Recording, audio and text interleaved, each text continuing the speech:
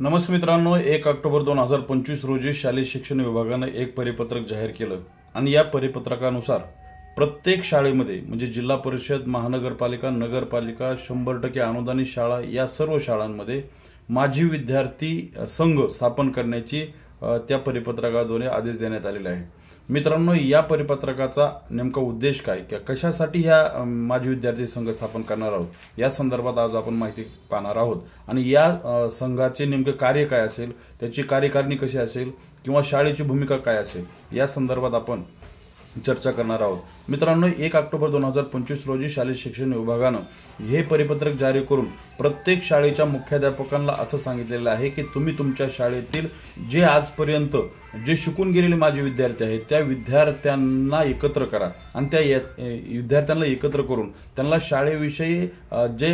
त्यांची भावना आहेत त्या जाणून घेऊन त्या भावनांचा आदर करून तुम्ही ते विद्यार्थी शाळेसाठी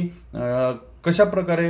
मदत करू शकतील, शाळेच्या भौतिक सुविधांमध्ये असेल, शाळेच्या गुणवत्ता वाढीसाठी असेल किंवा विद्यार्थ्यांच्या सर्वांगीण विकासासाठी हे विद्यार्थ्यांची कशी पद्धतीने मदत घेता येईल किंवा आपल्या शाळेचं नाव लौकिक उंचवण्यासाठी नेमका कोणता कार्यक्रम आखता येईल या संदर्भाची भूमिका या परिपत्रकाच्या पाठीमागे महाराष्ट्र शासनाची आहे। शालेय शिक्षण विभागाने काढलेले परिपत्रक हे प्रत्येक शाळेसाठी बंधनकारक आहे। जिल्हा परिषद, महानगरपालिका, नगरपालिका, अनुदानित संस्था, खाजगी संस्था यांच्यामध्ये आजपर्यंत आपल्या शाळेतून जे काही विद्यार्थी शिक्षण घेऊन गेलेले आहेत, मग डॉक्टर असतील, इंजिनियर असतील, वकील असतील किंवा सैनिक असतील, शिक्षक असतील, प्राध्यापक असतील किंवा वेगवेगळ्या उद्योग क्षेत्रातील उद्योगपती असतील, अशा सर्व विद्यार्थ्यांना एकत्र करून त्यांच्यामधून एक समिती स्थापन करायची, संघ स्थापन करायचा, एक स्टुडंट कमिटी म्हणजे माजी विद्यार्थी संघ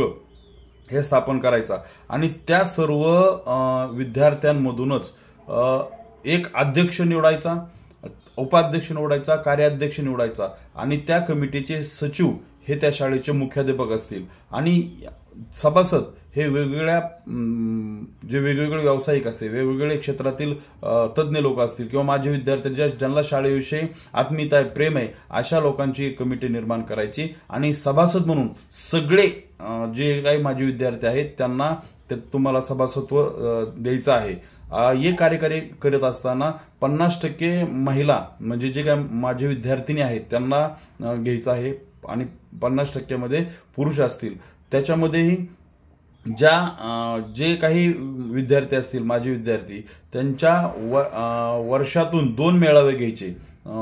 किंवा 1 मेळावा घ्या। दिवाळी सुट्टी असेल, उन्हाळी सुट्टीत असेल किंवा यात्रा जत्रा या टायमाला ज्यावेळी सगळ्या गावातील जे माजी विद्यार्थी एकत्र येतात त्यांचे मेळावे घ्यायचे आणि या मेळाव्यामध्ये तुम्हाला त्यांच्यासमोर शाळेची आत्तापर्यंत झालेली प्रगती, तुम्ही ज्या शाळेत शिकत होता त्या शाळेने आजपर्यंत केलेले काम आणि यापुढे आपल्याला कोणते टप्पे गाठणं गरजेचं आहे, आत्ताच्या सध्याच्या विद्यार्थ्यांना कोणत्या पद्धतीचं शिक्षण देणं गरजेचं आहे, या जगातली शैक्षणिक पद्धती, या जगातल्या गुणवत्तापूर्ण शिक्षण आपल्या शाळेतील मुलांना मिळालं पाहिजे हा विषय त्यांच्यापुढे मांडून मग शाळेसाठी लागणाऱ्या भौतिक सुविधा असतील, इमारत असेल, रंगरंगोटी असेल, शौचालय असेल किंवा इतर सर्व भौतिक सुविधा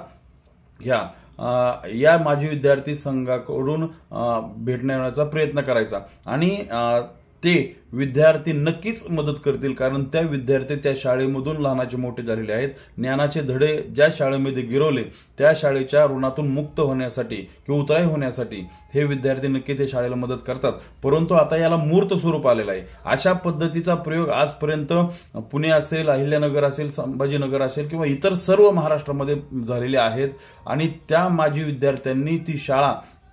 अहिल्यानगर जिल्ह्यातील एक उदाहरण पाठीमागं डॉक्टर उद्योगपती राजेंद्र शिंदे काका नावाचे एक उद्योगपती होते, त्यांनी आपल्या गावातील शाळेला 10 कोटी रुपयाची इमारत बांधून दिली। उद्योगपती होते ते, 10 कोटी रुपयाची त्यांनी इमारत बांधून दिली, सर्व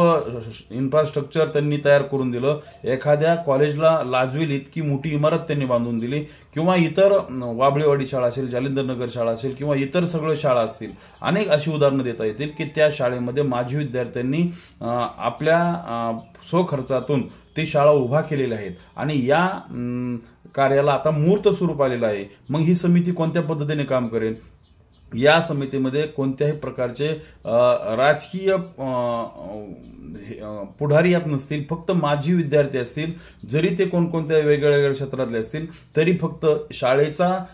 उद्धार करणे किंवा शाळेची गुणवत्ता विकास करणे, शाळेचे भौतिक सुविधांचा विकास करणे हा या कमिटीच्या पाठीमागचा उद्देश आहे. आणि मित्रांनो, यासाठी एक संघ स्थापन करायचा आहे. अध्यक्ष, उपाध्यक्ष, कार्याध्यक्ष, सहसचिव आणि सभासद अशा प्रकारची कार्यकारिणी असेल आणि त्यांचं एक स्वतंत्र बँक अकाउंट निर्माण करण्यात येईल आणि त्याच्यानुसारच तिथून पुढचे जे काही व्यवहार असतील शाळेच्या भौतिक सुविधांचे ते सर्व त्या खात्यातून चालतील पारदर्शकपणे. आणि सगळ्यात महत्त्वाची गोष्ट म्हणजे या सर्वांच्या मदतीने शालेय गुणवत्ता वाढवणे, शाळेतील विद्यार्थ्यांना वेगवेगळ्या प्रकारचे अनुभव देणे, विद्यार्थ्यांना जास्तीत जास्त सर्वांगीण विकास होण्यासाठी कोणत्या गोष्टी करता येतील, मग भौतिक सुविधा असेल, त्यानंतर इतर काही गुणवत्तावर्धक कार्यक्रम असतील, या सर्वांचा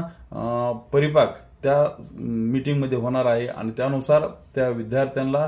त्या सुविधा उपलब्ध करून दिले जातील, ते कार्यक्रम उपलब्ध करून दिले जातील आणि आपल्या गावचा विद्यार्थी हा जगाच्या इतिहासामध्ये चमकला पाहिजे, हा या कमिटीच्या पाठीमागचा उद्देश आहे. आणि मित्रांनो, सगळ्यात महत्त्वाची गोष्ट, जे माजी विद्यार्थी आहेत त्यांना आपल्या शाळेविषयी प्रेम दृढ करण्यासाठी किंवा वाढीसाठी ही समिती खूप महत्त्वाची आहे. आणि यालाच शालेय शिक्षण विभागानं हा GRच्या माध्यमातून अतिशय सुंदर मूर्त रूप दिलेलं आहे. नक्कीच भविष्यामध्ये माजी विद्यार्थी संघाच्या माध्यमातून जसं शाळा व्यवस्थापन समिती आहे तसंच माजी विद्यार्थी संघ सुद्धा त्याला समांतर भूमिका बजावून त्याचे योग्य काम करून शाळेला नक्कीच दैदिप्यमान दिवस आणतील, उज्ज्वल दिवस आणतील याची खात्री आहे. जय हिंद, जय महाराष्ट्र.